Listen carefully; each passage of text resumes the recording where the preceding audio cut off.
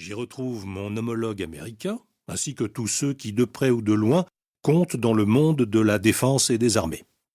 Un bon millier de personnes habituées, pour l'essentiel, à ce rendez-vous annuel. Le président arrive, comme souvent déjà très en retard. Son discours, émaillé du passage « Je suis votre chef », me surprend, puis me sidère. Le président de la République a déclaré « Je considère pour ma part qu'il n'est pas digne d'étaler certains débats sur la place publique. J'ai pris des engagements. Je suis votre chef. Les engagements que je prends devant nos concitoyens et devant nos armées, je sais les tenir. » J'avais passé la journée à ses côtés, et rien dans son attitude ne pouvait laisser prévoir ce recadrage. Au contraire, il avait été, comme à son habitude, courtois et attentionné.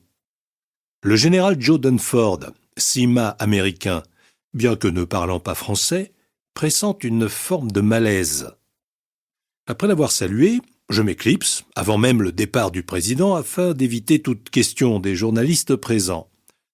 À mon passage, je ressens en quelques mètres, dans les regards croisés, un mélange de commisération et d'indignation. J'entendrai des regards que vous croirez muets. Cette phrase me revient à l'esprit avant de monter dans ma voiture avec mon épouse venue pour la première fois à cet événement. Nous n'y retournerons plus jamais. De retour plus tard à l'école militaire, nous sommes accueillis vers 21h30 par mon équipe au grand complet, qui, sans ordre, s'était rassemblée pour m'exprimer son soutien et m'encourager à poursuivre la mission. Me connaissant, ils craignaient tous l'irréparable, c'est-à-dire l'absence au défilé le lendemain matin. C'est à cet instant que j'ai mesuré l'obéissance d'amitié, là où l'adhésion l'emporte sur la contrainte. En amis, ils ont eu le courage de me supplier de rester, alors que très vite, je leur ai fait comprendre que l'offense publique était un boa que je ne pouvais avaler. La soirée s'est terminée vers 23h, dans l'incertitude de ma décision pour le lendemain. Appelé au téléphone par Madame Parly, ministre des Armées, je lui signifiais que je ne savais pas si je serais en mesure d'être présent au défilé le lendemain matin. Après avoir vainement cherché le sommeil, la nuit portant conseil, je décide finalement de me rendre au défilé et j'y accueille le président suivant le protocole prévu avant de descendre à ses côtés les Champs-Élysées dans le véhicule de commandement traditionnel.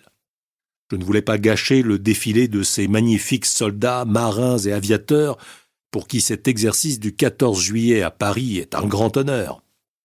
Je salue chaque emblème respectueusement, pensant déjà que ce moment était peut-être le dernier de ma carrière militaire.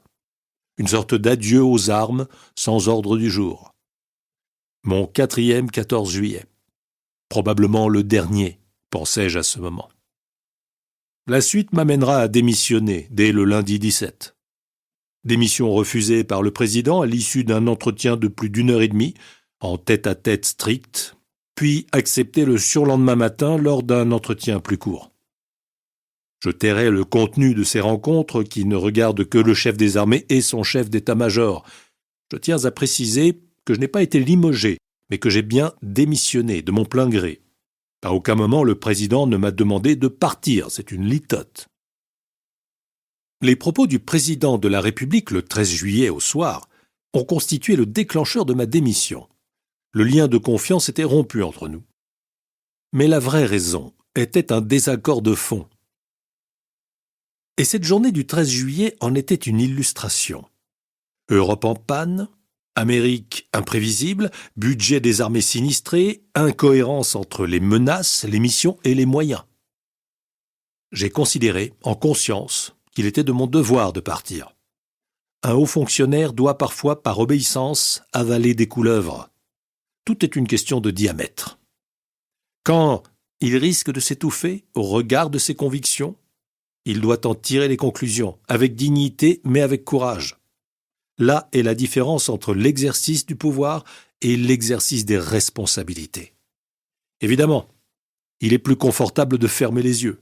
La lâcheté est un poison pour l'exercice de l'autorité. Le sens du service ne doit pas se confondre avec la servilité. 8 ans après, La situation internationale a profondément... Livre audio complet gratuit disponible en description de cette vidéo.